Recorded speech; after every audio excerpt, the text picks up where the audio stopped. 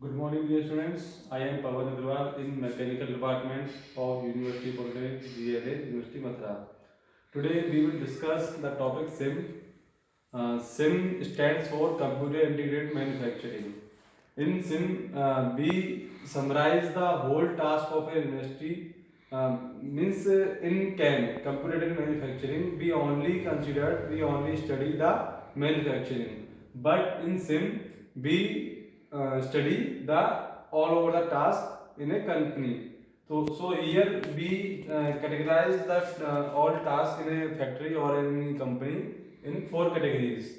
The first one is design, second manufacturing planning, third one in manufacturing control, and fourth one in business function. Means generally in previous days, companies control the all task manually, but after the use of CAM or computer in industries, we can implement the computer in all four or in all stages of any company.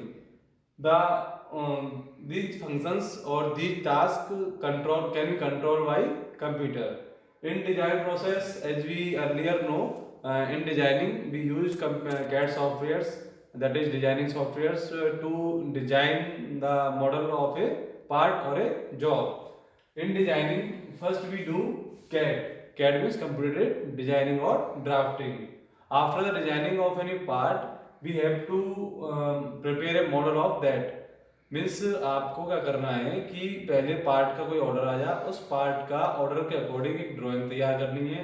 उस drawing को CAD software पे यानी कि computer की help से उस drawing को prepare करने के बाद उस ड्राइंग पे आपको कुछ एनालिसिस करना है। एनालिसिस इन द सेंस आपने कोई एक फॉर एग्जांपल नट बनाना है, तो नट पे कितना टॉर्क अप्लाई करेगा होना है या कितने टेंशन के साथ उसको हमें यूज करना है, तो वो उनका पूरा इंजीनियरिंग एनालिसिस करने के लिए हम कैड के सॉफ्टवेयर्स को यूज करते हैं। पहले सॉफ्टवेयर्स पे अपने डिजाइन को बनाते हैं, डिजाइन को बनाने के बाद उसकी इंजीनियरिंग एनालिसिस करते हैं। इंजीनियरिंग की एनालिसिस में जो आपका जॉब है, जो आपका पार्ट है, उस पर रियल में किस टाइप के फोर्सेस लगने हैं या कोई टेम्परेचर अप्लाई होना है, तो वो हम सॉफ्टवेयर पे अप्लाई करके देखते हैं, जिससे कि उस फोर्स के कारण उस पार्ट पे कितना अफेक्ट आएगा, यानी कि वो फोर्सेस अप्लाई करने के बाद उस पार्ट पे क्या फर्क पड़ेगा, ये चीज हम उस सॉफ्टवेयर में देखते हैं, जिसको बोलते हैं इंजीनियरिंग एनालिसिस। मीन्स पार्ट की ड्राइंग या मॉडल तैयार करने के बाद उसकी एनालिसिस करते हैं सॉफ्टवेयर पे। उसका मटेरियल कौन सा होना चाहिए, उसकी जो डायमेंशंस दी है वो प्रॉपर है या नहीं, ये सारे एनालिसिस हम सॉफ्टवेयर पे कंप्यूटर की हेल्प से करते हैं।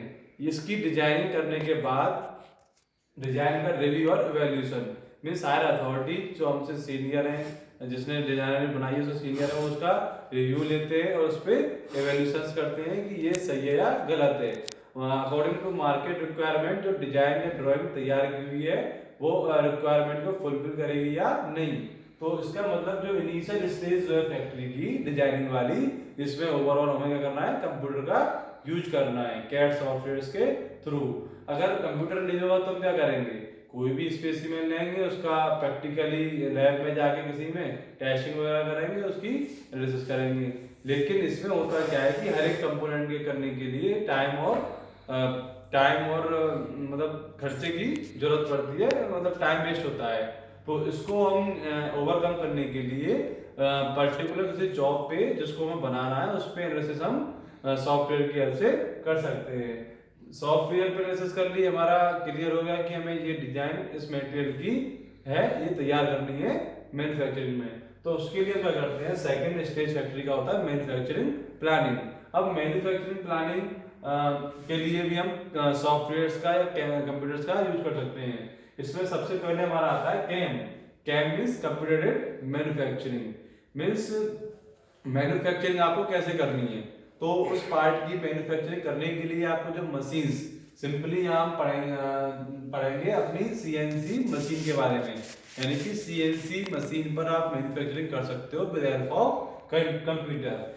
मैन्युफैक्चरिंग के साथ साथ हमारा टास्क होता है कॉस्ट एस्टिमेशन और प्रोसेस प्लानिंग, यानी कि जिस जॉब को हमें बनाना है उस जॉब की पूरी प्रोसेस की प्लानिंग करना विद हेल्प ऑफ कंप्यूटर, यानी कि CAPP, computer aided process planning.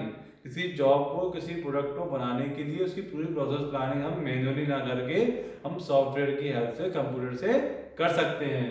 इसी कॉस्ट एस्टिमेशन भी हम सॉफ्टवेयर की हेल्प से निकाल सकते हैं कि पर्टिकुलर जॉब बनना है, इसमें इतनी रॉ मटेरियल रिक्वायरमेंट है, इतने खर्चे हैं, तो उसकी कॉस्ट कितनी निकल के आएगी। अब मैन्युफैक्चरिंग को करने के लिए हम मेन क्या करते हैं कंप्यूटर पे, पार्ट प्रोग्रामिंग, यानी कि सीएनसी पे जॉब को बनाने के लिए, सीएनसी में इंस्ट्रक्शन देने के लिए हम पार्ट प्रोग्राम यूज करते हैं। उस पार्ट प्रोग्राम को भी हम कंप्यूटर की हेल्प से प्रिपेयर कर सकते हैं। जी और एम कोड की फॉर्म में बनने वाला part programme, NC part programme, उसको हम कंप्यूटर की हेल्प से बना सकते हैं किसी भी कंपनी में, किसी फैक्ट्री में। प्लानिंग के बाद हमारा आता है मैन्युफैक्चरिंग कंट्रोल, यानी कि हमने प्लानिंग कर लिया, प्रोग्राम बना दिया, मशीन में फीड कर दिया। अब मशीन में फीड करने के बाद उसको कंट्रोल करना, मतलब प्रोसेस कंट्रोल, यानी कि मशीन में जब पार्ट पर जो मशीनिंग हो रही होती है उस समय उसको कंट्रोल करना और उसको मॉनिटर करना। शॉप फ्लोर पे यहाँ हमारा मैन्युफैक्चरिंग हो रही है, उस पर मशीन को और अपने इक्विपमेंट को, अपने जॉब को मॉनिटर करना, कंप्यूटर की हेल्प से उनको कंट्रोल करना। ये वाला टास्क भी हम फैक्ट्रीज में कर सकते हैं, कंप्यूटर की हेल्प से कर सकते हैं। मॉनिटरिंग मैन्युफैक्चरिंग की करने के बाद, मैन्युफैक्चरिंग होने के बाद उसकी कंप्यूटर इंस्पेक्शन, यानी कि उसकी इंस्पेक्शन करना, जो हमारा जॉब बना है उसको चेक करना कंप्यूटर की हेल्प से, उसकी टेंसाइल स्ट्रेस, उसकी tensile strength, temperature, toughness, roughness, ये सारी चीजें उसकी हम कंप्यूटर की हेल्प से उसकी इंस्पेक्ट कर सकते हैं, टेस्ट कर सकते हैं। तो कंप्यूटर पे ये मॉनिटरिंग, कंट्रोलिंग और इंस्पेक्शन का काम हो गया। अब इसके बाद लास्ट फंक्शन हमारा आता है बिजनेस फंक्शन। फैक्ट्री का लास्ट फंक्शन हमारा बिजनेस फंक्शन।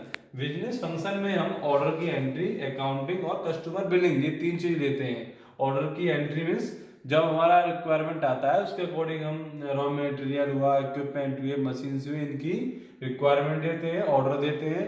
उसकी ऑर्डर की एंट्री करना, हमने क्या रिक्वायरमेंट दी है, कितना आया है, कहाँ स्टोर है, उसकी अकाउंटिंग करना, कस्टमर की बिलिंग करना। मीन्स पूरा अकाउंटिंग वाला काम, जो एक क्लर्किकल वर्क हम उसे बोल सकते हैं किसी फैक्ट्री में, उसको हम कंप्यूटर की हेल्प से, जो सॉफ्टवेयर हमारे यहाँ मार्केट में अवेलेबल है उनमें कर सकते हैं। अब सिम का एक और इम्पोर्टेंस ये है कि ये चारों की चारों फंक्शंस, यानी कि किसी भी फैक्ट्री या किसी भी इंडस्ट्री में होने वाले सभी टास्क को हम आपस में इंटीग्रेट कर सकते हैं, जोड़ सकते हैं with help of computer. Means आपका जो मैनेजर है या ऑनर है फैक्ट्री का, वो कहीं एक जगह बैठे बैठे अपने सिस्टम पर इन चारों स्टेज पे जहाँ भी टास्क हो रहा है उसको कंट्रोल कर सकता है, उसको देख सकता है। तो ये हमारा बेसिकली फंडा है सिम का, कंप्यूटेड मैन्युफैक्चरिंग। किसी भी इंडस्ट्री में जहाँ मैन्युफैक्चरिंग हो रही है उसके सभी स्टेज को हमने चार कैटेगरी में बांट दिया है। इन चार कैटेगरी को आपस में जोड़ा हुआ है with help of computer programming. तो ये हमारा हुआ सिम का लेआउट, इसको बोलते हैं हम सिम लेआउट, यानी कि जो हमारे फैक्ट्री के चार फंक्शंस होते हैं, या चार से ज्यादा भी हम कह सकते हैं, कोई भी टास्क हो सकता है, उसको कंप्यूटर की हेल्प से करना और आपस में सभी को कंप्यूटर से जोड़ के रखना। तो ये हमारा क्या है, सिम का लेआउट। अब हम पढ़ेंगे सिम में जो कंप्यूटर हम यूज करते हैं उसके फंक्शंस, यानी कि functions of computer in SIM. जो हम कंप्यूटर को अलग अलग स्टेज पे यूज कर रहे हैं, इसका फंक्शन क्या है। तो सबसे पहले हम इसमें देखेंगे फंक्शन ऑफ सिम में मशीन कंट्रोल, यानी कि मशीन को कंट्रोल करना। तो अभी तक आपने सब्जेक्ट में पढ़ा कि मशीन को हम कंप्यूटर से कैसे कंट्रोल करते हैं। तो इसके लिए आपने मशीन का कुछ नाम पढ़ा होगा, एनसी और सीएनसी, ठीक है। एक होती है आपकी एनसी मशीन और एक आपकी होती है सीएनसी मशीन। सीएनसी के बाद आपने पढ़ा होगा डीएनसी। तो ये क्या होती है, मैन्युफैक्चरिंग करने की मशीन होती है जिनको कि हम न्यूमेरिकली कंट्रोल करते हैं। मैनुअली मैन्युफैक्चरिंग को कंट्रोल ना करते हुए कंप्यूटर की हेल्प से करना है, तो इसके लिए हमें सीएनसी, एनसी और डीएनसी, ये कुछ मशीन के टाइप्स हैं जो अभी आप पहले पढ़ चुके हो, इनको हम यूज करते हैं, यानी कि मशीन को कंट्रोल करने के लिए मशीन्स का यूज करते हैं विद हेल्प ऑफ कंप्यूटर। ध्यान रखिएगा कि आप मैनुअली कुछ नहीं कर रहे हैं, केवल कंप्यूटर की हेल्प से सारा कुछ कर रहे हैं। तो इसके मैन्युफैक्चरिंग को कंट्रोल किया, पर्टिकुलर मशीन पर जो मैन्युफैक्चरिंग हो रही है उसको हम कंट्रोल करते हैं कंप्यूटर की हेल्प से इन मशीन्स में, सीएनसी या ऐसी मशीन्स पर। इसके बाद हमारा फंक्शन आता है कंप्यूटर का सिम में ट्रैफिक कंट्रोल। ट्रैफिक कंट्रोल का मैं आपको बताऊं, किसी भी कंपनी में, किसी भी इंडस्ट्री में बच्चों क्या होता है, सबसे बड़ा टास्क होता है कि वहाँ पे जो मटेरियल है, वहाँ पे जो इक्विपमेंट्स हैं, मशीन्स हैं, उनका ट्रांसफर, उनका शेड्यूलिंग करना, उनका मटेरियल का इधर से उधर ट्रांसफर करना। तो ये सबसे टफ और सबसे ज़्यादा होने वाला ये टास्क है। तो इसको मैन्युअली करने में काफ़ी दिक्कतें आती हैं, मैन पावर की जरूरत पड़ती है, टाइम कंजप्शन होता है। तो इन दोनों प्रॉब्लम्स को ओवरकम करने के लिए हमने क्या किया, ट्रैफिक को कंट्रोल किया विद हेल्प ऑफ कंप्यूटर। तो कंप्यूटर की हेल्प से इनको करने के लिए हमने क्या किया कि पूरे फ्लोर का हमने प्लानिंग किया हुआ है, कहाँ पे कौन सी मशीन रखी हुई है और वो मशीन पे क्या फंक्शन, क्या ऑपरेशन होंगे, उन ऑपरेशन को करने के लिए उसमें कौन से इक्विपमेंट और किस तरह के जॉब की रिक्वायरमेंट होगी। तो इस जो इक्विपमेंट और जॉब है, इनका उन पर्टिकुलर मशीन्स पर फ्लो, इनका उन पर्टिकुलर मशीन्स पर जाना आना, इसको कंट्रोल हम कंप्यूटर की हेल्प से करते हैं। तो इसीलिए इसको बोलते हैं ट्रैफिक कंट्रोल। नेक्स्ट है आपका शटल कंट्रोल। जो फर्स्ट और सेकंड और थर्ड है, ये आपस में मिलते जुलते हैं। मटेरियल हैंडलिंग वैसे मैंने बताया आपका मेन टास्क है, तो इसको करने के लिए हम दो तरीके के मटेरियल हैंडलिंग सिस्टम यूज करते हैं, प्राइमरी और सेकेंडरी। प्राइमरी का मतलब होता है मशीन टू मशीन ट्रांसफर करना, यानी कि एक मशीन से दूसरी मशीन तक इक्विपमेंट को या जॉब को ट्रांसफर करना। सेकेंडरी का मतलब होता है पर्टिकुलर मशीन पर जाने के बाद उसको मशीन पर लोड या अनलोड करना, यानी कि शटल कंट्रोल में हम हर एक मशीन पर या हर एक वर्क स्टेशन पर एक रोबोट या एक मैन पावर या कुछ भी सिस्टम यूज करते हैं जो कि केवल पिक एंड प्लेस टाइप के काम करता है। यानी कि जो हमारा कन्वेयर बेल्ट हमारा मटेरियल लेके आ रही है, उस मटेरियल को मशीन पर रखना, उस मटेरियल को मशीन पर लोड करना मशीनिंग के लिए। तो ये हमारा कंप्यूटर की हेल्प से हम इसमें कर सकते हैं। वर्क हैंडलिंग सिस्टम, यानी कि जो वर्क है उसको कंप्यूटर की हेल्प से हैंडल करना। Next tool control. नेक्स्ट आपका system performance monitoring and reporting, यानी कि जो हमारा ये पूरा टास्क है कंपनी का, उसकी पूरी सिस्टम की परफॉर्मेंस मॉनिटर करना और उस पर रिपोर्ट तैयार करना। यानी कि जो सभी टास्क जो हो रहे हैं कंपनी में, वो किस तरीके से हो रहे हैं, किस समय पे हो रहे हैं, कितने समय में कंप्लीट हो रहे हैं, कभी किसी मशीन को यूटिलाइजेशन कितना है, ये सारी पूरी रिपोर्ट तैयार करना और हायर अथॉरिटी को रिपोर्ट करना। नेक्स्ट है हमारा बेनिफिट ऑफ सिम।